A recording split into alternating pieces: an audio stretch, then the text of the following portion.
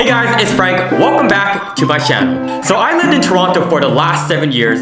Up until 5 months ago that I finally made the decision to leave the sixth city. This decision wasn't taken lightly given that I had originally moved there for post-secondary education and I always had the intentions going in that this was going to be my forever home. In fact, growing up, it was almost embedded by my parents that this was the go-to Canadian city. And rightfully so. Compared to a lot of Canadian cities, the weather was relatively nicer, the city contained a lot more job opportunities, and at the time, I thought would put me in a better position to succeed. But over the years, I found less and less reasons to want to stay, and it almost felt as if I was waiting for some sort of triggering event to occur in my life. And to be quite honest, that triggering event was losing my corporate job back in October. Although saddened by the news, I was very optimistic with my future and what I wanted to do long term. In fact, there's a reason why I'm creating YouTube in the first place, and I think a lot of it had to do with just losing my job in the first place. So I actually made a video a couple months ago titled 6 Reasons Why You Shouldn't Move to Toronto, which kind of gives details as to why I left in the first place. But funny enough, I still had people questioning why exactly did I leave and what were my thoughts since leaving the city. So that being said, in this video, I'm going to be sharing why exactly did I leave Toronto, along with my post thoughts since leaving the sixth city to Calgary. So the first thing that really stood out to me was that I think I was just really fed up with just living downtown Toronto. And I felt what really accelerated my need to move was that I was literally living in the center of downtown Toronto.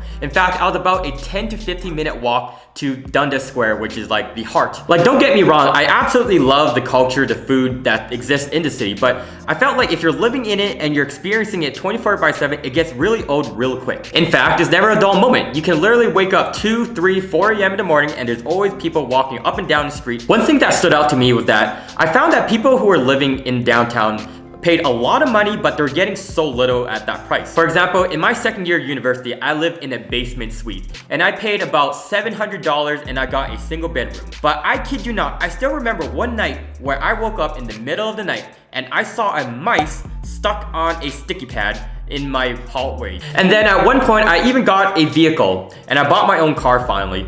But it just never really felt safe to park my car on the street. Because I've heard stories of my friend personally who even got his window smashed from leaving his backpack in the back of his car. And it wasn't until I lived downtown Toronto that I literally saw things that I would see on news outlets, TV shows, or even funnier, a woman throwing a chair out of a balcony downtown Toronto. Watch this. There was a woman hurling a chair off of a balcony at a downtown condo. A clearly dangerous act that has police now trying to track her down. Don't get me wrong, I really feel if you're traveling and visiting, it's a great place to travel and visit. But living there 24/7 is just not for me personally. This brings us to now the traffic. And by far, I was just fed up with the traffic that existed in Toronto. Averagely, people spent about 90 minutes commuting. And then I thought, my assumption was that when I got a car, things would be better, that I can get to places a lot sooner and faster. But it just wasn't exactly the case. For example, I still remember on weekends, I'd love to travel to Costco.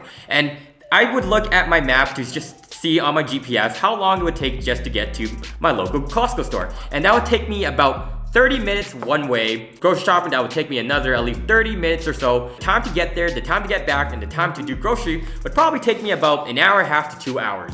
And there exists just a constant rush to get to places. Because again, like I mentioned before, everyone just wants to get to places a lot sooner, a lot faster. And whatever it takes to go faster. So I oftentimes see on the road, people are traveling about 120 kilometers to 130 kilometers on the far left-hand side. And you'll see the extremes going 150 or even faster. And this is almost like the standard to be going about 120 kilometers an hour. Because I literally saw people who would blow by cop cars that are going speeds of 120 and the cop wouldn't even flinch. In my opinion, I think a lot of people are just compensating for time because there's so many times where you're driving that you'll often hit a delay. And then you're almost like a back and forth stop-go motion for at least a good 5 to 10 minutes before it's back to that smooth driving transition. I find that people are speeding to compensate for all the delay time that they had to spend earlier in their travels. And last but not least, I was just tired of the working your tail off, drive, hustle, city vibes that Toronto had. It's not uncommon for people to be literally working 2 to 3 jobs to support their living situation. I've literally jumped onto Uber car rides and I'm talking to them and they're saying how they Uber and on weekends they work a full-time job and then they also have another side hustle just to support their family. It's almost like you are lucky. you are lucky to just work 8 hours in a day, because likelihood you're trying to make more money, and to get that, you're gonna have to put in more hours to get that promotion that you want, and likelihood you are looking to afford a home or some sort. That's messed up, because I still even remember after hours where people are literally on the subway line in Toronto, and I just look at their faces and they're just sitting down and they just look miserable after working their 9 to 5 work, because likelihood their commute time is roughly 90 minutes or longer, and they're gonna have to come home, make dinner, feed their kids, and do all these other activities, and it just felt like it was just a strain after a strain, and rent and home prices were just crazy. Looking at a 1-bedroom in Toronto at the time of this video, you're looking at about $2,000 for a 1-bedroom, and then if you're looking to buy a condo that's about 500 square feet, you're almost looking at $500,000. And if you think about it, if we look into financial recommendation where they say you should spend about 30% of your income into your own living situation, rent or mortgage, then you're gonna have to make at least about $80,000 to afford a decent 1-bedroom apartment in Toronto.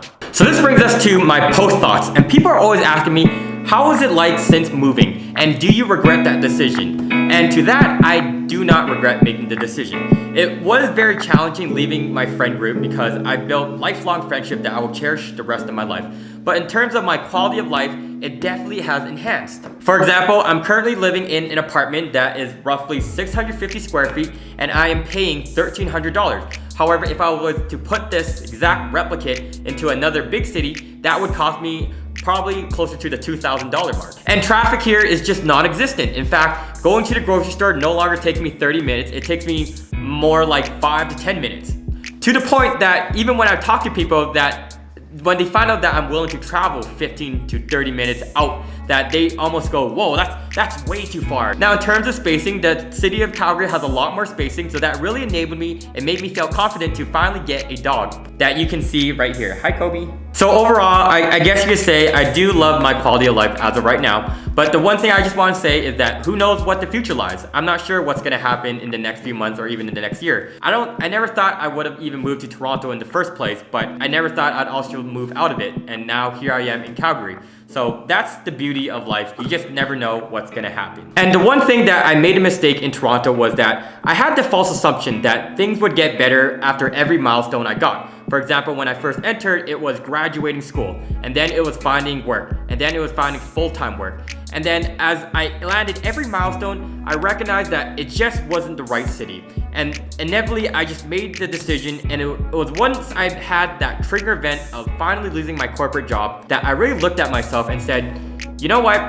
I think it's time. And with the pandemic that's occurring in the world, everyone is just, it's almost like a reset for everyone. So that gave me all the confidence in the world to move to Calgary. Now, this is not to say that I'll be here forever. In fact, I'm still considering other cities as an option, but as of right now, this is a good place for me. So that being said, if you made it to the end of this video, thank you so much for watching, and I will just see you all in my next video.